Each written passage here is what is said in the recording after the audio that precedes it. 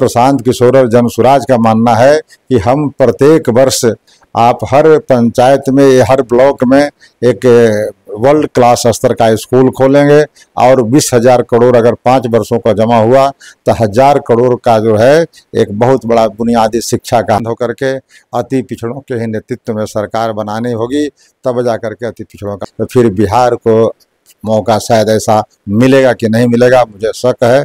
इसलिए बिहार को सारी बातों से ऊपर उठ करके प्रशांत किशोर जी के नेतृत्व में जो एक बिहार बदलाव की मुहिम है, लहर है, उसको साथ देना चाहिए और बिहार को बदल करके और नीतीश सरकार के बड़े बड़े अफसर अपना इलाज करा सके। सब लोग प्राइवेट में इलाज कराने के लिए छोटी से छोटी बीमारी को जाते हैं, तो यह तो लोगों के साथ सब जो बाग दिखाना हुआ, आँख ये हुआ।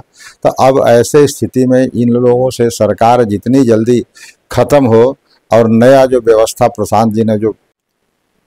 नमस्कार दोस्तों, हमारा नाम उज्जवल निर्मल और आज हम पहुंचे हैं पटना के एक ऐसे शख्सियत के साथ रूबरू करा रहे हैं जो कि एमएलसी रहते हुए भी सामाजिक कल्याण में और समाज के को लेकर, साथ ही बिहार को लेकर विकसित कैसे बिहार बने, ये बहुत बड़ा विचार और समाज के लिए बहुत बड़ा संकल्प है। बहुत कम लोग राजनीतिक सेक्टर में रहकर समाज के लिए और बिहार के ऊपर गहरा चिंतन करते हैं और बिहार के उन गरीब गुरबे परिवारों के लिए लोग चिंतित करते हैं जो वहां तक लोग नहीं पहुंच पाते हैं राजनीतिक सेक्टर में रहते हुए, जो कि रामबली सिंह जी हैं, जो कि एमएलसी हैं। छोटा सा परिचय सर हमारे दर्शकों को दीजिए। शुक्रिया। मैं प्रोफेसर रामबली सिंह, पूर्व विधान पार्षद, और मैं अपनी सदस्यता सिर्फ इसलिए छोड़ी कि आज 111 जातियां जो कहलाती है ईबीसी, अति पिछड़ा जातियाँ, इन मूल अति पिछड़ों के साथ 2015 में नीतीश बाबू के द्वारा एक काला कानून लाया गया और उसके विरोध में मैं आंदोलन करते रहा और आज भी आंदोलनरत हूँ, लेकिन सरकार एक नहीं मानी, उल्टे हमारी सदस्यता समाप्त कर दी। इस बात का मुझे मलाल नहीं है, मलाल इस बात का है कि अति पिछड़े लोग आज भी जाति से जमात की ओर क्यों नहीं आ रहे हैं, अपने हक और हकूक़ को क्यों नहीं समझ रहे हैं। जब वो लोग समझ जाएंगे तो बिहार की सत्ता पर कब्जा उन लोगों का होगा जो आज सदियों से अनरिप्रेजेंटेड हैं, बिल्कुल हाशिए पर रहे लोग हैं। तमाम उन लोगों की आप जिनकी बात कर रहे हैं जो कि अभी भी बिहार में रहते हुए, लेकिन बिहार की उनकी मानसिक जो दशा है, शिक्षा में हम बात करें, चाहे किसी भी विभाग में हम बात करें, आज तक वो अपनी मत को नहीं ले पाए हैं। तो कैसे उन लोगों को परिवर्तन के धारा पर बिहार में हम लोग ला सकते हैं? देखिए, मैं इसके लिए दोषी बिहार के ये 2 हुक्मरानों को जरूर देता हूँ, खास करके बाबू नीतीश कुमार जी जो पिछले 20 वर्षों से बिहार की सत्ता पर काबिज हैं, और उनके साथ बीच के कालखंड में तेजस्वी प्रसाद यादव भी साथ थे, और दोनों लोगों ने जातीय गणना के साथ साथ और भी कई गणना कराई और उसका श्रेय भी लेने का इन लोगों में होड़ लगा रहा और आज तक है। लेकिन जो जातीय गणना से निकल करके सामने आए आंकड़े, डेटा आया, उस डेटा पर चलने की ज़रूरत है। जैसे आप किसी मरीज को, एक बीमार व्यक्ति को आप जांच कराते हैं तो उसकी बीमारी की डायग्नोसिस होती है, तो डायग्नोसिस होने से बात नहीं बनती है, उसका इलाज करने से, उसकी दवा दारू चलाने से बात बनती है। वही हाल बिहार में हुआ कि अभी 2023 में जो नीतीश कुमार की सरकार ने जाति आंकड़े कराए 93 वर्षों के बाद, 1931 के बाद ये पहली बार बिहार में जाति गणना आई। लेकिन उस जाति गणना ने बिहार की जो कलई खोली कि आज 42% आबादी जो है बिल्कुल सामाजिक रूप से, आर्थिक रूप से, शैक्षणिक रूप से और राजनीतिक रूप से बिल्कुल हाशिए पर है। तो उस हाशिए पर रहे लोगों के आगे मुख्य धारा में लाने के लिए इन लोगों की महती जिम्मेवारी थी। आज ये 2 बड़ी पार्टियां के नेता हैं और आज भी मुख्यमंत्री बनने के लिए एन केन प्रकारेण तैयार हैं। इनको चाहिए था लालू प्रसाद जी को कि जब 15 साल हमारे परिवार के लोगों ने 14% आबादी रह चुके हैं, तो फिर जो 38 और 40% वाले आबादी है उसको से किसी व्यक्ति को ला करके अपने दल के ही लोगों को मुख्यमंत्री के रूप में प्रोजेक्ट करते। दूसरा, नीतीश कुमार जी 20 वर्षों तक आप मुख्यमंत्री की कुर्सी पर रह चुके हैं, तो वैसे आप जाति गणना कराई उसका श्रेय लेते हैं। तो जाति गणना कराने के बाद जो जातियां आज राजनीतिक रूप से हाशिए पर है उसको लाने के लिए आप कौन सी उपाय करते हैं? उसको आप मुख्यमंत्री बनाते।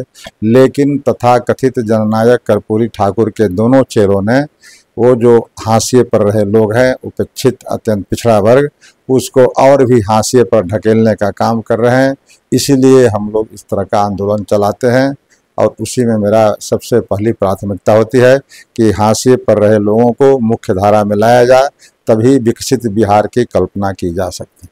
अच्छा, एक बड़ी प्रश्न आपसे मैं पूछना चाहूँगा कि वोट ले पिछड़ा अति पिछड़ा का और मुख्यमंत्री रहे नीतीश कुमार, मुख्यमंत्री बने तेजस्वी यादव, क्या यही बिहार की मानसिकता है?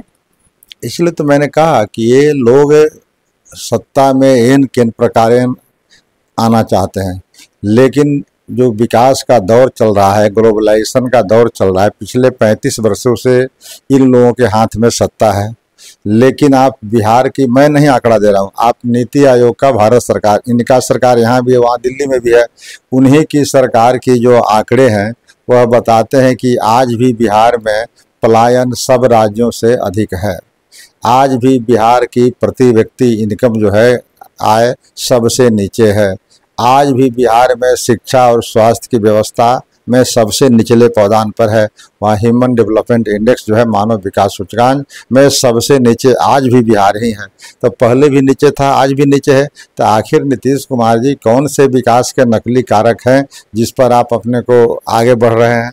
तो इस तरह की डेवलपमेंट का जो मॉडल है नीतीश बाबू का, वो कहीं न कहीं दोषपूर्ण है। इससे जो बड़ी आबादी है आज हाशिए पर जा रही है और सिर्फ यहाँ बिहार के अंदर भ्रष्टाचार का आकंठ जो है, भ्रष्टाचार में डूबा हुआ है और हर व्यक्ति भ्रष्टाचार में लिप्त है और सरकार चुपचाप देख रही है। सरकार बल्कि उसको और संरक्षण दे रही है। तो ऐसे सरकार को अविलंब बिहार को विकास के मुख्य धारा में लाने के लिए, और ख़ास करके अभी ये दोनों को, जो छोटे भाई और बड़े भाई की सरकार जो पिछले 35 वर्षों से चल रही है और उसमें भाजपा और कांग्रेस भी भागीदार रहती है, तो वैसे सरकार को अपदस्थ करने के लिए और बिहार के लोगों को मुख्य धारा में लाने के लिए बिहार की जो समस्याएं हैं, पलायन की, रोजगार की, शिक्षा की और भी सारे जो बुनियादी सवाल हैं, उन सवालों पर हल करने के लिए आदरणीय प्रशांत किशोर जी ने एक जन सुराज नाम की पार्टी लाई है, जो यह एक तीसरा विकल्प लोगों के सामने अब खड़ा हो गया है। आज तक लोग भाजपा के डर से राजद को, राजद के डर से भाजपा को जो वोट देने की यहाँ प्रथा चली आ रही थी लगभग 35 वर्षों से, उस पर विराम लगने वाला है और बिहार के सारे नौजवान जाति और धर्म से ऊपर उठ करके एक जो तीसरा विकल्प आया है उस पर ध्यान देने की ज़रूरत है।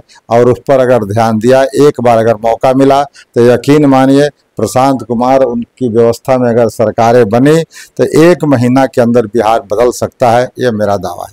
आपने एक बड़ी सवाल कहा कि 1 महीना में प्रशांत किशोर की सरकार आ जाएगी, बिहार में परिवर्तन की धारा बह जाएगी। एक तरफ प्रशांत किशोर कहते हैं कि दारू खुल जाएगा, दूसरी तरफ कहते हैं बेरोजगारी खत्म हो जाएगा। तो क्या लालू और नीतीश ने बिहार में रोजगार नहीं दिया? देखिए, रोजगार का इन लोगों ने आडंबर फैलाया, लेकिन रोजगार के आंकड़े नहीं दिए। और नौकरी की बात ये लोग अफवाह फैला रहा है।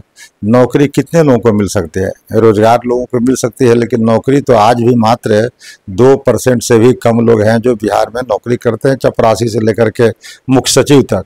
तो सरकारी नौकरी सबको नहीं मिल सकती है, लेकिन अन्य प्रांतों में या जो विकसित देश हैं उन देशों की आप स्थिति जाकर के देखें कि वहाँ 10,000, 15,000, 12,000 कमाने के लिए किसी को पलायन करने की ज़रूरत नहीं है। तो कल कारखाने यहाँ खुल सकते थे, यहाँ और भी तरह के रोजगार हो सकते थे, शिक्षा को बेहतर बना करके बिहार को विकसित किया जा सकता था।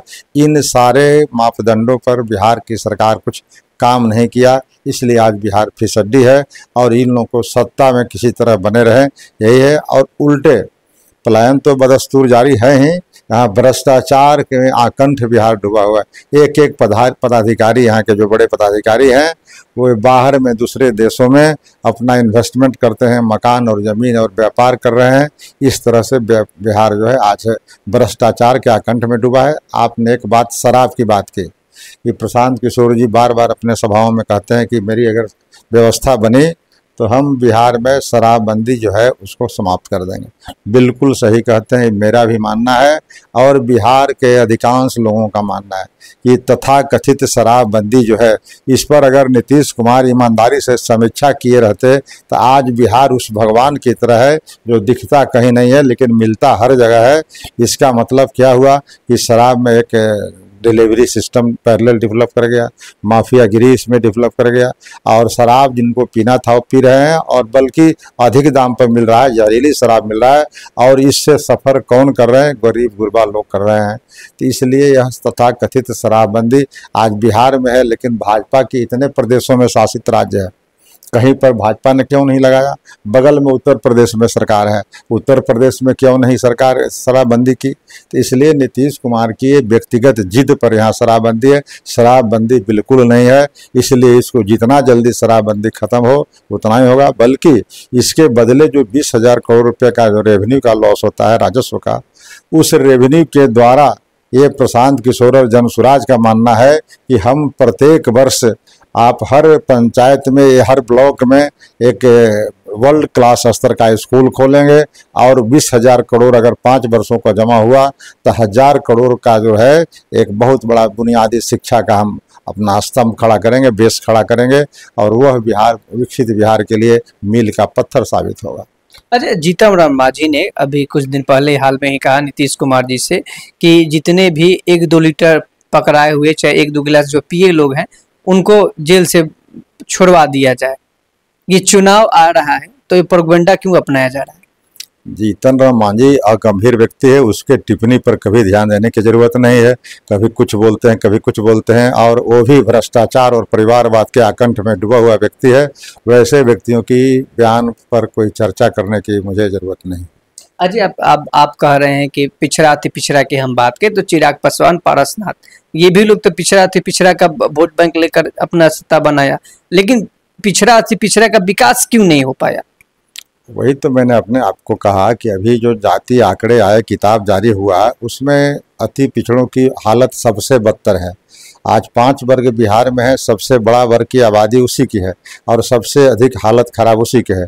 चाहे राजनीतिक स्तर की बात करें, शैक्षणिक स्तर की बात करें, आर्थिक स्तर की बात करें, हर मामले में यह जो अति पिछड़ा समाज है वो सबसे पीछे है। तो इसके लिए जितनी भी सरकारें पास्ट की रही है वो सारे सरकार इसके लिए दोषी हैं। अब अति पिछड़ों को भरोसा किसी पॉलिटिकल पार्टी पर नहीं है, एक अंतिम भरोसा जनसुराज पर दिखाई पड़ता है। जनसुराज के आने से हो सकता है कि बदलाव दिखाई दे और अगर उससे भी बदलाव दिखाई नहीं दिया तो अंततोगत्वा अति पिछड़ा को गोलबंद होकर के अति पिछड़ों के ही नेतृत्व में सरकार बनानी होगी, तब जाकर के अति पिछड़ों का भला और विकास होगा। अजय, अब प्रशांत किशोर की हम बात करें तो प्रशांत किशोर जी पद यात्रा करके बिहार के तमाम गांव में, जिले में, प्रखंड में पहुंचे। क्या लगता है आज तक ले भारत के इतिहास में पहला ये व्यक्ति होंगे जो कि बिहार में इतना बड़ा पद यात्रा किए? गांधी जी के बाद कोई पार्टी नहीं किया। इससे बिहार में परिवर्तन की जो लहर बदली हुई है, क्या वो वोट की लहर में आएगी? आना तो चाहिए।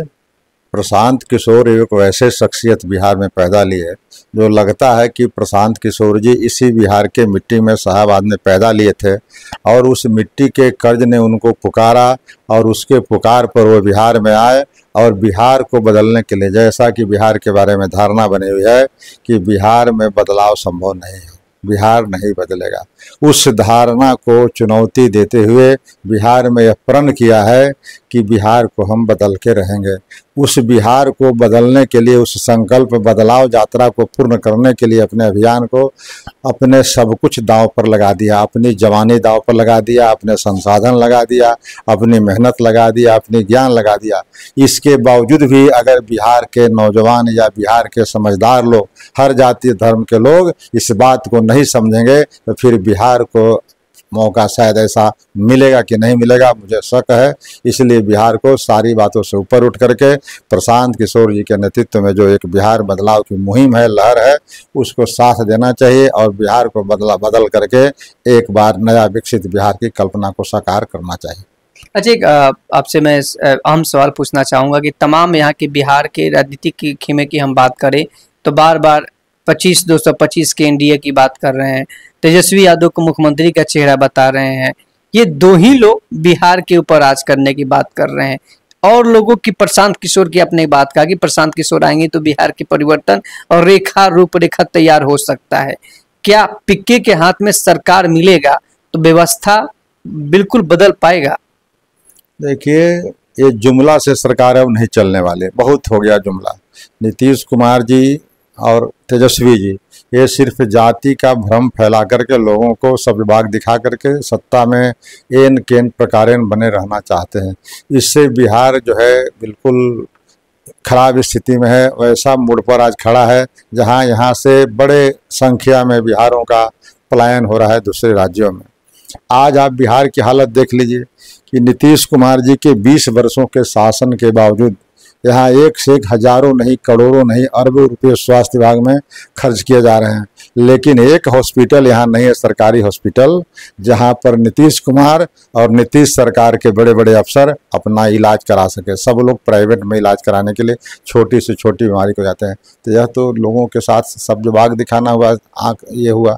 तो अब ऐसे स्थिति में इन लोगों से सरकार जितनी जल्दी ख़त्म हो और नया जो व्यवस्था प्रशांत जी ने जो पदयात्रा के माध्यम से बिहार को समझा है, उनको जो संकल्प है बदलाव का उसको पूरा करने की ज़रूरत है। बाकी किसी पर भरोसा बिहार के लोगों को नहीं करना चाहिए। जाति के भ्रमजाल में पड़ करके बिहार को और नीचे हम लोग ढकेल रहे हैं, उससे भी निजात की ज़रूरत है। अब एक बार बदलाव का संकल्प प्रशांत जी ने लिया है और बहुत ही नज़दीक से बिहार को समझने का किया है। अपनी जवानी और अपने संसाधन और अपने ज्ञान को सब कुछ झोंक दिया है। वैसे स्थिति में हर बिहारियों का कर्तव्य है एक बार जनसुराज को मौका दे करके उनकी सरकार बनाए और सरकार का फिर करिश्मा देखे। अच्छा, मोदी जी बिहार में जब आते हैं तो बोलते हैं कि मैंने ट्रेन दे दिया, यहाँ से गुजरात चले आओ। ये तमाम जो भाषण है प्रशांत जी कहते हैं, बार बार प्रशांत जी कहते हैं मोदी नीतीश साफ। क्या इस बार जनता भरोसा देगी? देखिए, नरेंद्र मोदी सिर्फ जुमलेबाजी कर रहे हैं। जब से ही सत्ता में आए हैं तब से उनका विकास का, जब भी बिहार में चुनाव आता है तो उनका, या किसी स्टेट में चुनाव होता है तो वहाँ पर दौरा बढ़ा देते हैं। आज तक बिहार के प्रति अगर संवेदनशील होते नरेंद्र मोदी जी तो एक दिन भी बिना चुनाव के कभी किसी राज्य में, किसी जिले में या किसी अनुमंडल में प्रवास नहीं किया। तो जब प्रधानमंत्री को बिहार जो पीछे विकास के दौर में छूटा हुआ प्रदेश है, तो इस बिहार के लिए अगर सही माने में प्रयत्नशील होते तो बिहार के लिए चिंता करते, बिहार के उद्योग धंधा लगाते, कल कारखाना लगाते। लेकिन ये सिर्फ जुमलेबाजी से बिहार को ठग करके वोट लेते हैं। नरेंद्र मोदी की साख पर यहाँ बाटा लग चुका है। अब बिहार के लोग उनके झांसे में आने वाले नहीं। अरे तमाम लोग, राजद वाले लोग माई बहन योजना सम्मान कार्ड बनवा रहे हैं और आप लोग परिवार लाभ कार्ड बनवा रहे हैं। भाजपा वाले कह रहे हैं सब ठगो कार्ड है, इसको लेकर क्या कहिए? देखिए, परिवार लाभ कार्ड हमारा जन सुराज की व्यवस्था का एक प्रचार है कि अगर हमारी व्यवस्था बनेगी तो हम ये करेंगे। यह एक प्रचार है, इसमें क्या बुराई है, क्या ठगने की बात है, क्या मिलाने की बात है? और कैसे हम व्यवस्था में 20,000 रुपये तक किसी एक परिवार को देंगे, उसमें स्पष्ट तौर पर दिखाया गया कि जो 5 काम की प्राथमिकता है जनसुराज की, उसके द्वारा हर परिवार को 20,000 रुपये तक का लाभ मिलेगा। उसी का उस पारिवारिक लाभ कार्ड में चर्चा है। लेकिन दूसरे तरफ माई बहन योजना की बात कर रहे हैं, या अभी आप देख रहे हैं कि प्रत्येक महिलाओं को 10-10 हज़ार रुपया देने की जो बात की गई, यह सब जो बाग है, नारा है वोट लेने का, ये सब कुचक्र है। इस कुचक्र में नहीं पड़ना चाहिए। आप साधारण भी कोई मैथमेटिक्स का ज्ञान जिसको होगा, कैलकुलेटर रख के, हर मोबाइल में कैलकुलेटर होता है, आप जोड़ लीजिए कि कम से कम अगर 1 करोड़ महिलाओं, कैसे बिहार में तो 5-6 करोड़ महिलाएं हैं, अगर 1 करोड़ महिलाओं को भी 10,000 रुपया दीजिएगा तो 1 करोड़ इंटू 10,000 जोड़िए कितना होता है? क्या उतना बजट बिहार का है? तो यह किसी को देना नहीं है। इस सरकार को सबको फंसाने की जरूरत, फंसाने के लिए, वोट लेने के लिए सब प्रयास है, कुचक्र है। इस कुचक्र में, इस झांसे में लोगों को नहीं आना चाहिए।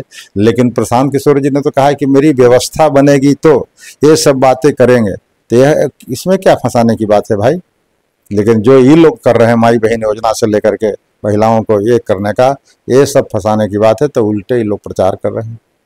अजय, एक अहम सवाल है बिहार की जनता के लिए। तमाम आप देखते हैं बिहार में जब भी कोई सुखाड़ और बाढ़ की समस्या बिहार हमेशा चपेट में आता है, चाहे वो नेपाल की पानी छूट जाए, चाहे कहीं से भी पानी की जो बाढ़ है, सबसे ज़्यादा बाढ़ की समस्या आता है। अगर आपकी सरकार आती है तो इसको कैसे नियंत्रण कर पाइएगा कि जो इलाके हैं, बहुत सारे इलाके हैं, वो बाढ़ से ना चपेट में, सुखाड़ ना हो पाए? इसके लिए क्या, कृषियों के लिए क्या व्यवस्था आप लोग ने बनाया है? देखिए, जनसुराज का बिहार का विकास का रोड मैप बना हुआ है।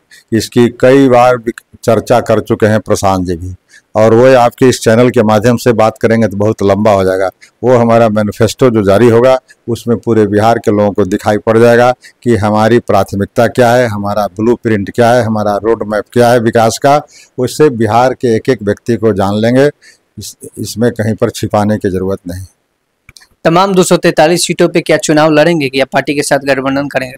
नहीं, जैसा कि जनसुराज पहले ही से फेरी फर्स्ट डे से घोषणा किया है कि हम किसी के गठबंधन में, हम सत्ता में आने के लिए बेचैन नहीं हैं, हम व्यवस्था परिवर्तन करने के लिए बेचैन हैं। तो हम व्यवस्था परिवर्तन तभी कर सकते हैं जब अपने शर्तों पर हम आएंगे। हम किसी के कोलिशन में, किसी के सपोर्ट पर अगर सत्ता में आते हैं तो हम वो व्यवस्था परिवर्तन नहीं कर सकते हैं जो हमारा सपना है। इसलिए वेरी फर्स्ट डे से जनसुराज का मानना है कि हम 243 सीट पर लड़ेंगे, चाहे परिणाम जो भी हो। इस बार सफलता नहीं मिलेगी, 2030 में मिलेगी, 30 में नहीं मिलेगी, 35 में मिलेगी, लेकिन हम हड़बड़ में नहीं हैं सत्ता पाने के लिए, बेचैन नहीं है। बेचैनी गरीबों और जनता के बीच में होनी चाहिए कि अगर व्यवस्था बदलनी है तो लोगों को बेचैन होना चाहिए, लोगों को बदलाव करने के प्रति सजग होना चाहिए। प्रशांत किशोर और जनसुराज की कोई जल्दीबाजी नहीं है। अच्छा, एक आपसे मैं पूछना चाहूंगा कि आप जो करें 243 सीटों पे चुनाव लड़ेगी, क्या प्रशांत किशोर पिछड़ा, अति पिछड़ा में टिकट देंगे उन लोगों को जो वाकई में वहां से चुनाव लड़ने का उनको अधिकार मिलेगा? जो उन्होंने घोषणा किया है, आप देखे होंगे पहले भी कि 70 सीटों में अति पिछड़े की देने की बात की गई है। मुसलमानों के भी 40 सीटें की बात है। जो मुसलमानों को 30-35 वर्षों से वोट लेने का कुचक्र रच रहा था या लेते भी रहा राष्ट्रीय जनता दल, लेकिन आज मुसलमानों के कितने एमएलए हैं? मात्र 19 एमएलए हैं। तो आखिर उनका हक कितना बनता? जितनी आबादी थी उनको 40 से ऊपर एमएलए रहना चाहिए था, तो 19 एमएलए क्यों है? जो मुसलमानों का एक मुफ्त वोट लिया, वो पार्टियां भी मुसलमानों के साथ न्याय नहीं किया।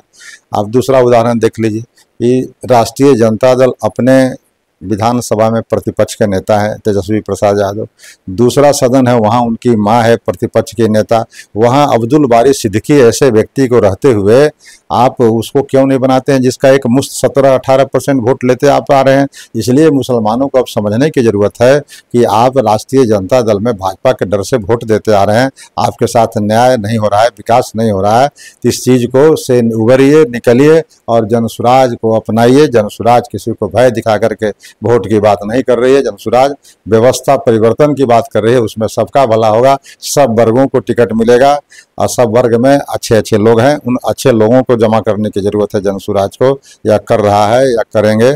इसलिए टिकट पर किसी को संशय नहीं करनी चाहिए। तेज प्रताप ने कहा कि आपका विधायक जो है नाच रहा है, गा रहा है, हम बांटने आए हैं, हमें बांटने दीजिए। इस पे क्या कहिएगा? तेज प्रताप जैसे नेता के बारे में टिप्पणी करना हम लोग के लिए उचित नहीं है। ये सब अगंभीर बातें और अगंभीर राजनीति करते हैं, इन पर हम लोग कहीं पर कोई गंभीरता से नहीं लेते हैं। बिहार के उन तमाम आवामों को और तमाम उन विकसित बनाने वाले बिहार को, तमाम गरीब गुरबे परिवारों को क्या बड़ा संदेश देना चाहेंगे ये विधानसभा चुनाव को लेकर? जो जिस तरीके से सरगर्मी बढ़ी हुई है, तमाम नेता उनके पास पहुंच रहे हैं, प्रलोभन दे रहे हैं, उन लोगों के लिए क्या कहिएगा? बस एक ही है, शिकारी आएगा, दाना डालेगा, जाल बिछाएगा, लोभ में फंसना नहीं। इसलिए जो बिहार को बदलने का एक संकल्प है जनसुराज का, उसी के साथ आप लोग आइए। बिहार को एक बार बदल करके प्रशांत किशोर के नेतृत्व में एक नए बिहार की कल्पना कीजिए। उस बिहार में न भ्रष्टाचार होगा, न पलायन होगा, कल कारखाने यहीं खुलेंगे, शिक्षा की स्तर जो है बदलेगी और किसानों और कृषि से लेकर के सारे चीज़ों पर विकास का मॉडल जो है एक अलग होगा, जो आज तक बिहार को नहीं नसीब हुआ है। इसलिए सारे लोगों के प्रति है कि आप इन ठगों के फेर में नहीं पड़ करके जनसुराज को अपनाइए। जाति और जमात से अलग हट करके, जाति से जमात की ओर बढ़ करके, धर्म से ऊपर उठ करके जनसुराज को अपनाइए। और अगले विधानसभा 2025 में जो लोग बाहर से आ रहे हैं वो लोग बाहर नहीं जाए, इसका जो हम लोग का जो संकल्प है इसको पूरा करें। अब अभी हमारे साथ रामबली जी का विचार, और इन्होंने साफ तौर पे कहा कि इस बार नीतीश और तेजस्वी की सफाया है, और एक बड़ी बात कहा कि इस बार हमने लोग ने संकल्प लिया है, जन स्वराज पार्टी प्रशांत किशोर के तमाम और बिहार के कई पदाधिकारियों ने जो संकल्प लिया है कि आने वाले छठ में हमारे जितने भी बिहारवासी बिहार में आएंगे, यहाँ से फिर बाहर कमाने नहीं जाएंगे, बिहार में उन्हें उद्योग मिलेगा, उद्योग स्थापित किया जाएगा और उन्हें रोजगार दिया जाएगा। इस वर्ष जो कि कई लोग, इन्होंने साफ तौर पे कहा कि कई लोग आएंगे जाल बिछाने के लिए, प्रलोभन देंगे, लेकिन उसमें फंसना नहीं है, क्योंकि 35 वर्षों से आप फंस रहे हैं चाचा भतीजा के खेल में। इस वर्ष फंसिए मत। बिहार को विकसित बनाने के लिए, बिहार को बेहतर बनाने के लिए, यहाँ पे कुटीर उद्योग लगाने के लिए, इंडस्ट्री जो स्थापित करने के लिए, शिक्षा और स्वास्थ्य बेहतर बनाने के लिए प्रशांत किशोर को वोट करें, सपोर्ट करें। बिहार के तमाम अवामों से आपकी चुनाव चिन्ह जो है बैग छाप है। क्या बैग छाप में कमल, तीर और हाथ, लंटेन सब समा जाएगा? स्कूल बैग छाप है, शिक्षा का ये सिंबल है। हर विद्यार्थी शिक्षा जब ग्रहण करता है तो अपने पीठ के कंधे पर बैग लेके चलता है। वही बैग छाप हम लोगों ने चुनाव चिन्ह के रूप में लिया है, और वह एक सिंबलाइज करता है, प्रतीकात्मक है कि हम लोगों ने शिक्षा के सबसे अधिक प्राथमिकता दी है। और बिहार में पहले भी शिक्षा का गुरु रहा है। नालंदा विश्वविद्यालय जो है इसका जीता जागता उदाहरण है। इसलिए पुनः शिक्षा को हम लोग स्थापित करके ही बिहार को विकसित राज्यों की श्रेणी में ला सकते हैं। जिन्होंने कहा कि शिक्षा के लिए सिर्फ और सिर्फ बस्ता छापी बिहार को परिवर्तन के लिए आया है, और बिहार के परिवर्तन के लिए एक बार अगर बस्ता को चुनिएगा तो बिहार परिवर्तन की ओर बढ़ सकता है।